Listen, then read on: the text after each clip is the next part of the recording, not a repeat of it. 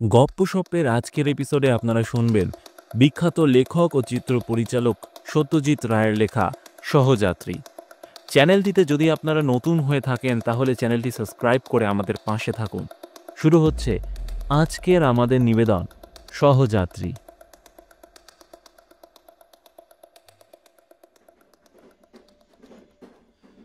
ত্রিদীপ বাবু সাধারণত একটা হালকা বই পড়ে সময়টা কেটে যায়।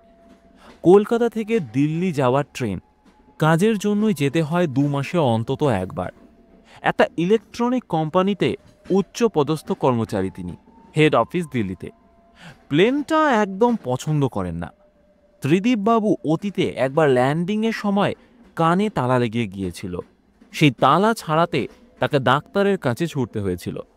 সেই থেকে তিনি ট্রেনেই যাতায়াত করেছেন। কলকাতায় তার বাড়িতে খালি তার স্ত্রী আছেন।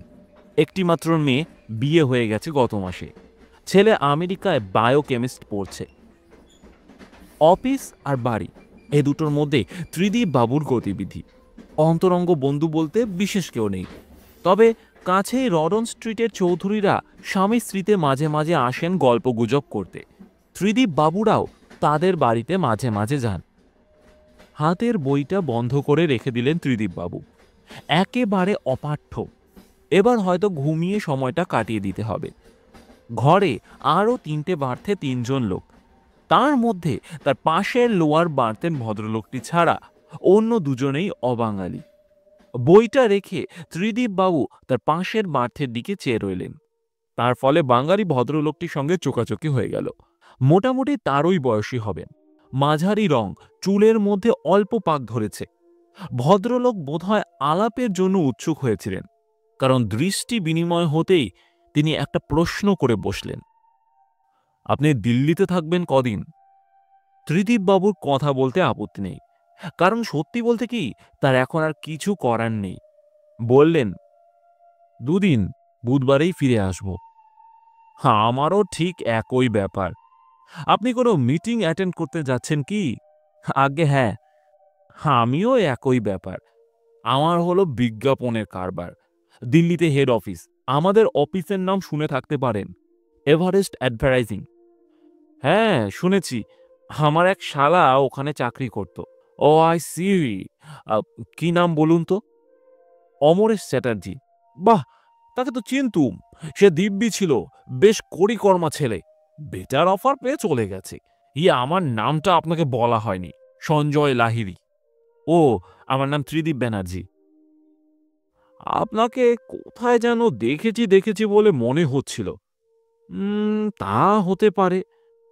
আপনি কি গান বাজনা শুনতে যান? তা ওস্তাদি গান বাজনা মাঝে মাঝে যাই। গত মাসে কালী মন্দিরে গেছিলেন কি ওই আমজাদ খাঁর স্বরূপ শুনতে? হ্যাঁ, তা গিয়েছিলাম বটে। আপনিও গিয়েছিলেন বুঝি? আগে হ্যাঁ, ওখানেই দেখেছি। খাঁসা বাজিয়েছেন সেদিন। হুম, আমজাদ তো আজকাল ভালোই বাজাচ্ছে। এখন ডিবিওর দৌলতে তো সিনেমা যাওয়ার প্রবন্ধ হয়ে গেছে। গান বাজনা শুনতেই যাই মাঝে মাঝে। তাছাড়া সিনেমা গেলেও হাউসের যা দুর্দশা, মাটিতে ইঁদুর ঘুরে বেড়াচ্ছে, ভ্যাবসা গরম। যা বলেছেন। অথচ ইয়াং বয়েজ লাইট হাউস মেট্রোর কথা ভেবে দেখুন, ওসব দিন চলে গেছে। মনে আছে, কলেজ থেকে মাঝে মাঝে চলে আসতুম চৌরঙ্গি, মেট্রোর সামনে গিয়ে দাঁড়াতুম, ঠান্ডায় প্রাণটা জুড়িয়ে যেত। আমারও ওই হ্যাবিটটা ছিল। ঠান্ডা পড়তে মনে পড়ল, দার্জিলিং আর সে দার্জিলিং নেই। জানি, সেজন্যই তো এবার আমরা মানালি গেলাম। আগে 3 বছরে অন্তত 2বার করে দার্জিলিং যেতাম। আমরাও। কাঞ্চনজঙ্ঘার মতো দৃশ্য তো আর কোথাও নেই। ওই একটা জিনিস পুরনো হবার নয়, আর আধুনিক সভ্যতাও ওর কোনো পরিবর্তন করতে পারবে না।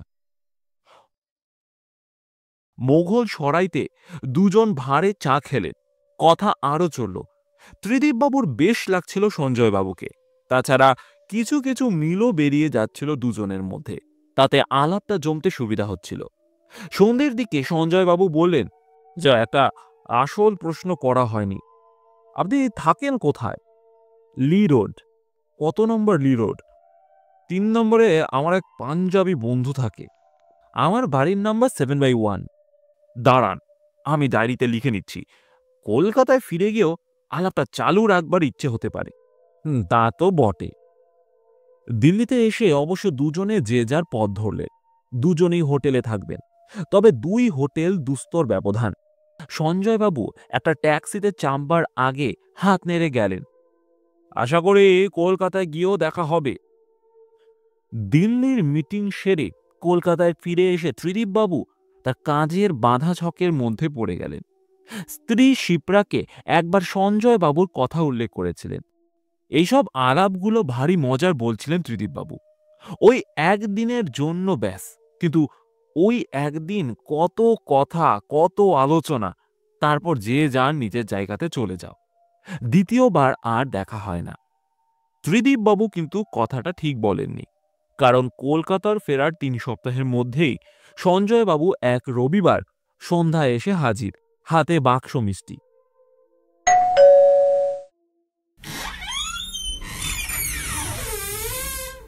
দেখলেন তো, আলাপটা গেজে যেতে দিলুম না। ভালো আছেন? আরে হ্যাঁ হ্যাঁ, আসুন আসুন, বসুন।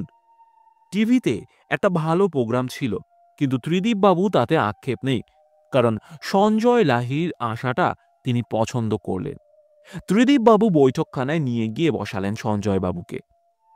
আজ থেকে তুমিতে চলে গেলে হতো না? তাতে আমার কোনো আপত্তি নেই। ভেরি গুড, বেশ বাড়ি তোমার। কদিন আছো এখানে? বছর 7 হলো। তুমি থাকো কোথায়? এখান থেকে খুব বেশি দূর নয়, মিডলটন রো 25 নম্বর। I C.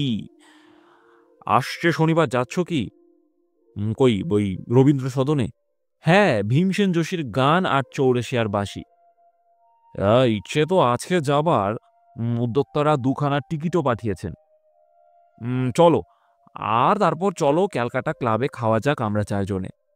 ত্রিদীপবাবু বললেন, হ্যাঁ, আমি তো মেম্বার নই। তাতে কি হয়েছে, তোমরা যাবে আমার গেস্ট হয়ে। তা বেশ তো, থ্যাংক ইউ ভেরি মাচ। তুমি এখনো মেম্বার হওনি কেন? এই বেলা হয়ে পড়ো, দেখবে হয়তো অনেক পুরনো বন্ধুর সঙ্গে সাক্ষাৎ পেয়ে যাবে। তা তো হতেই পারে, আমারও তো তাই হলো। 3 জন স্কুল বন্ধু, 30 বছর পর দেখা। আমরা হচ্ছি 1960 ব্যাচ, মিত্র ইনস্টিটিউশন। সেই সব পুরনো দিনের পুরনো শিক্ষকদের কথা হচ্ছিল। আরও মিনিট 15 থেকে কলকাতার ট্রাফিক জ্যাম, লোডশেডিং ইত্যাদি নিয়ে কথা বলে ত্রিদীপ বাবুর স্ত্রীর সঙ্গে আলাপ করে চা খেয়ে সঞ্জয়বাবু উঠে পড়লেন। আমার আবার ডাক্তারের সঙ্গে অ্যাপয়েন্টমেন্ট আছে, তোমার বাড়ির পথে পড়লো, তাই একবার না এসে পারলুম না। এবার কিন্তু ভাই তোমার আসার পালা, 25 নম্বর মিডলটন রো। না এলে আমি আর আসছি না।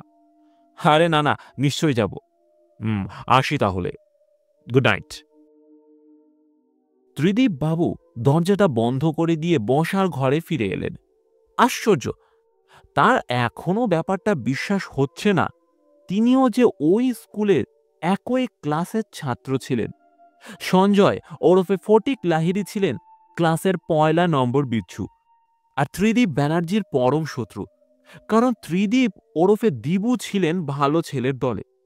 কি অদ্ভুত পরিবর্তন হয়েছে ফটিকে! এর সঙ্গে কি বন্ধুত্ব করা যায়?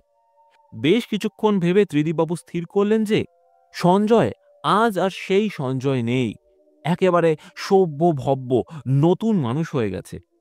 আর তাকে যখন ত্রিদীপবাবু ভালোই লেগেছে, তখন বন্ধুত্বেও কোনো আপত্তি নেই। তবে এটা ঠিক যে ত্রিদীপ কখনো বলবেন না যে তিনি সঞ্জয়ের সঙ্গে এক ক্লাসে পড়তেন। সেই অতীতকে চাপা রাখাই ভালো, আর যেটা সত্যি সেটাকে মানতে হবে। ত্রিদীপবাবু টিভিটা চালু করে দিলেন।